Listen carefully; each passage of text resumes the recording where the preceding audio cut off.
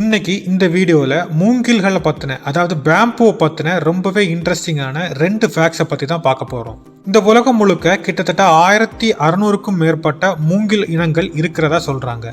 பெரும்பாலும் வெப்ப காலநிலையிலே அதாவது சம்மர் சீசன்லேயே வளர்கிற மூங்கில்கள் 100 ஆண்டுகள் வரை வாழக்கூடியதாம். மூங்கில் இனங்கள்லேயே ஒரு இனம் 40 முதல் 50 ஆண்டுகளுக்கு ஒரு முறை தான் பூ பூக்குமாம். இன்னும் ஒரு சில இனங்கள் தன் வாழ்நாளிலேயே ஒரே ஒரு முறை தான் பூ பூக்குமாம்.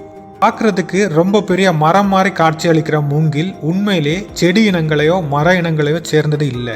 அது உண்மையிலேயே புல் இனத்தை சேர்ந்ததாம். ஹிரோஷிமா நகரத்தில் நடந்த அணு ஆயுத சோதனையில் ஒட்டுமொத்த உயிரினங்களும் அழிஞ்சுதாம். ஆனால் அங்கே இருந்த மூங்கில்களுக்கு மட்டும் எந்தவித ஆபத்தும் ஏற்படலைன்னு சொல்கிறாங்க. தாமஸ் ஆல்வா எடிசன் முதல்ல கண்டுபிடிச்ச பல்பில் இந்த மூங்கிலோட இலைகளை தான் எரிபொருளாக பயன்படுத்தினாராம். இதோட ஃபுல் வீடியோ பார்க்கணுன்னா சப்ஸ்கிரைப் பட்டன் கீழே இருக்க லிங்க்ல இருக்கு, பார்த்து தெரிஞ்சுக்கோங்க.